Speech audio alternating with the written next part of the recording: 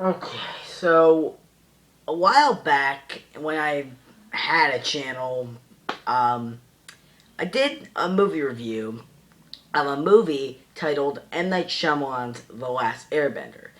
That movie just happened to be based on an incredible show titled Avatar: The Last Airbender, which I believe ran on Nickelodeon from 2005 to summer of 2008. The show and everything about it, from what I remember, was amazing. The animation was incredible, the characters were great, the story was great, and the action scenes were phenomenal. The movie, on the other hand, was a little bit less than that.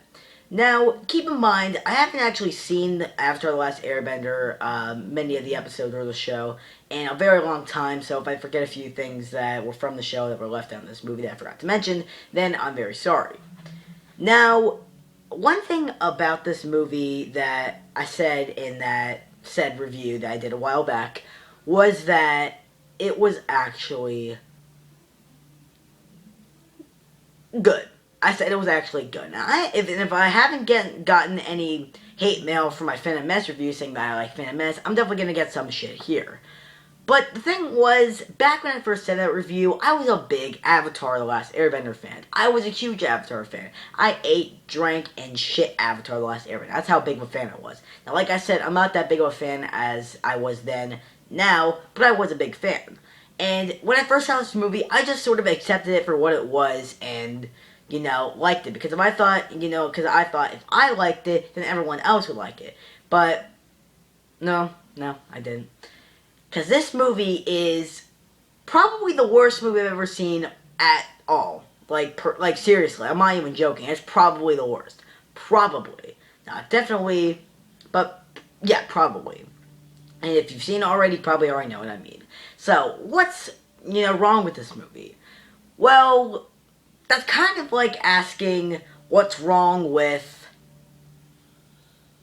I don't know, something bad. I don't know. I can't really make anything up right now. But this movie has many bad things in it. One is the acting. The acting in this movie is completely and utterly atrocious. The main character is Aang, and he's played by Noah Ringer, I believe.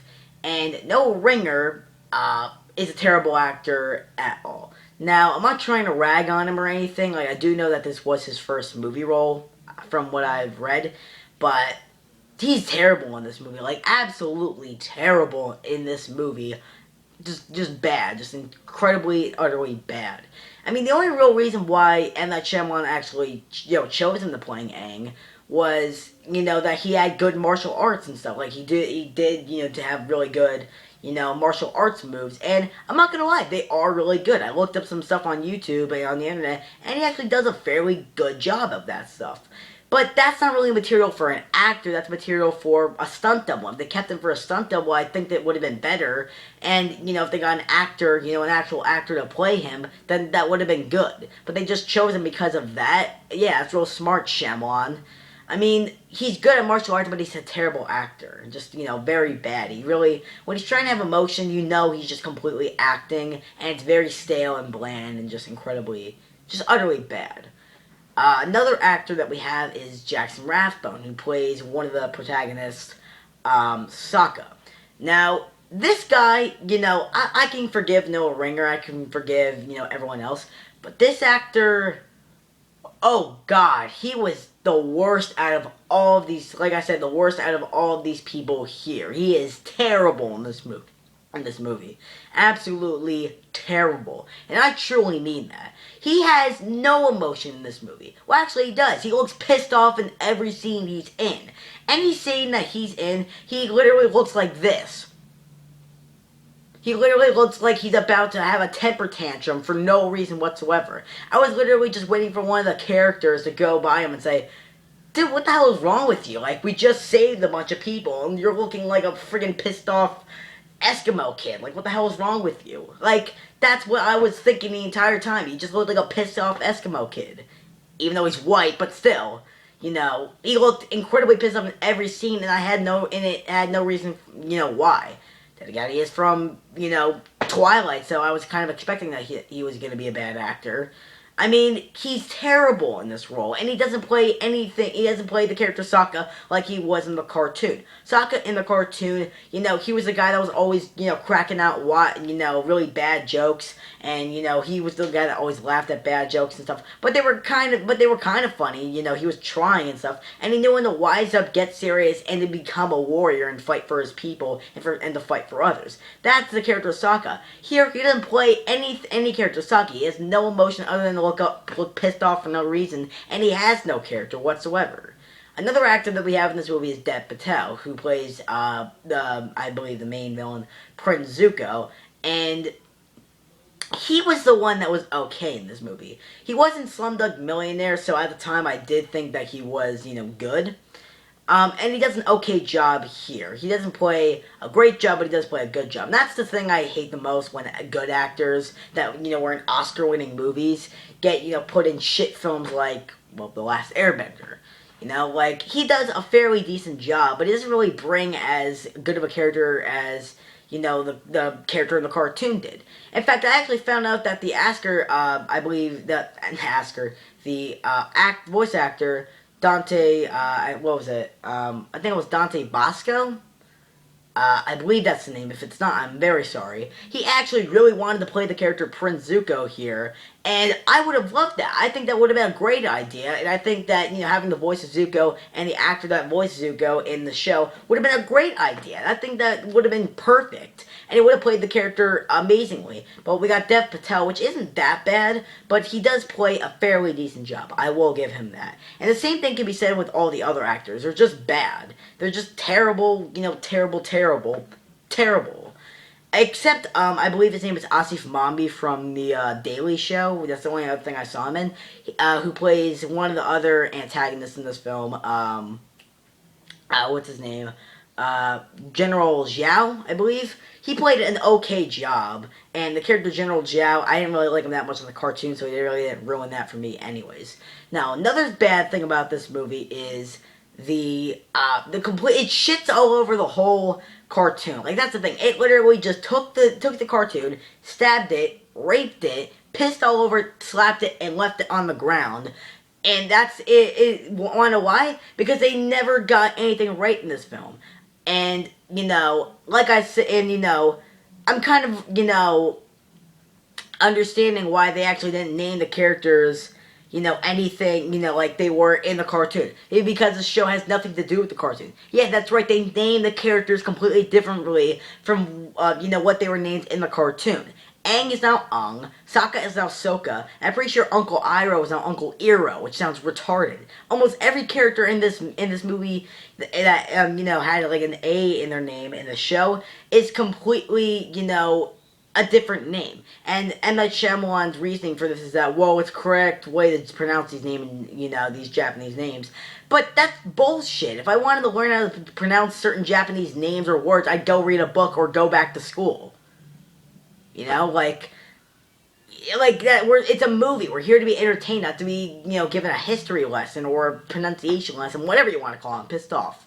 There was no reason that you had to change the names. If it's called that in the cartoon, keep it like that. But, you don't have to change them. Also, they left out a bunch of characters that were in the first season of Avatar: The Last Airbender that were not in here. One are the Kyoshi Warriors, or the main Kyoshi Warriors, Suki, or I believe that's her name. If not, I'm sorry about that. Her character was not in this movie at all, but, technically, and I say that technically because in deleted scenes that you could probably find on the computer, she is there, but not there as in, oh, hey, I'm Sugi, I'm a Kyoshi Warrior. She's there as, in a cameo appearance. She was more than a cameo appearance. She actually helped out the Avatar, Team Avatar, or whatever you want to call it, in, the show a bazillion times. She even helped, take down, I forget his name, in the series finale.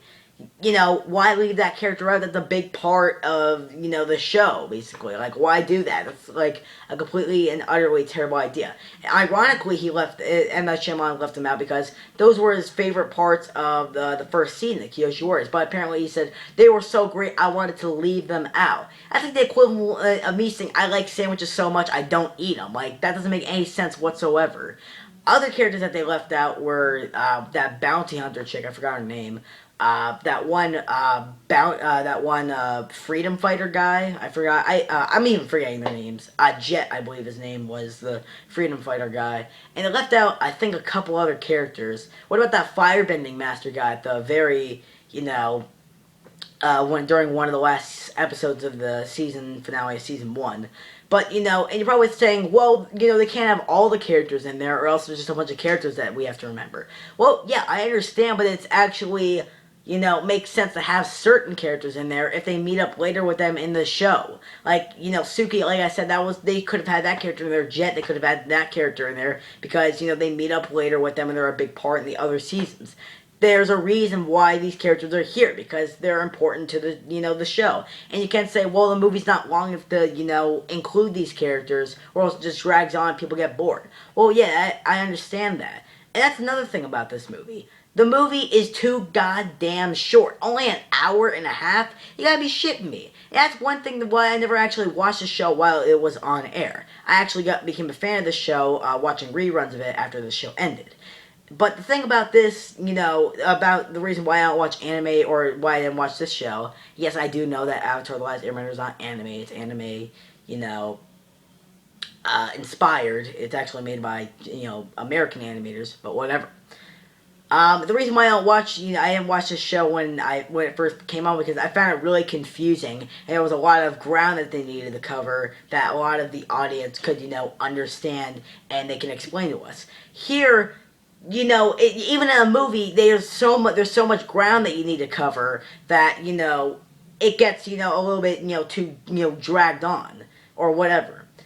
And, in an hour and a half, you can't really explain all the lore. What I'm trying, like I said, what I'm trying to get at is, all the, what to say, God. Like, you can't really cover all this complicated, lore and backstory in only an hour and a half, because that does not work for the audience. Then it just gets rushed and people just say, wait, what? Well, how? What? Huh? What? Because it's really complicated. It's not just, a bunch of people throwing, chucking rocks, throwing, water, punching fire, and, punching air. It's more than just that. It's about, a kid who's the last of his kind. But not only that, but he's the only person that, can, control all this, all these things. And not only that, but he needs to learn how to control all this stuff. And not only that, but he's being chased by a bunch of these people that want to kill him and, murder him, which is the same thing, but whatever. It's really complicated, and you need to explain all that in an hour and a half. That's just way too long. It made sense for a show, because in a show you can have as many episodes as you want to explain it. But in a movie, there's just you don't have enough time to do that. But an hour and a half, that's really freaking short of a movie. Like, seriously. But I think that's all the stuff that why this movie is incredibly bad. And you know what? I'm going to give it a 4? I'm going to give it a 3. That's how bad this movie is. I'm going to give it a 3, because it is just bad. It not only is just a bad movie, just plain and simple like that, but it's also just an absolute disgrace to the original TV show. And I wouldn't be surprised if they made The Legend of Korra just as a sorry, note, basically, to all the fans, that an apology letter. I'm sorry, I'm this is so much. I'm sorry letter. What the fuck was that? But, I wouldn't be surprised if The Legend of Korra was an apology letter to all the fans that loved the show, that, saw the show being, raped before their eyes on a giant silver screen. I would not be surprised. But it still is a good show, I will say that. But, this show, this movie, is terrible. Fuck the show, fuck the movie, go watch the show, because the show is absolutely amazing. It will be one of the best things you will ever see, ever. It is great. So, check that out, because it is amazing. But, don't watch this movie because it's terrible and by M. Night Shyamalan. So there you go. So yeah, see ya. 3. It's bad.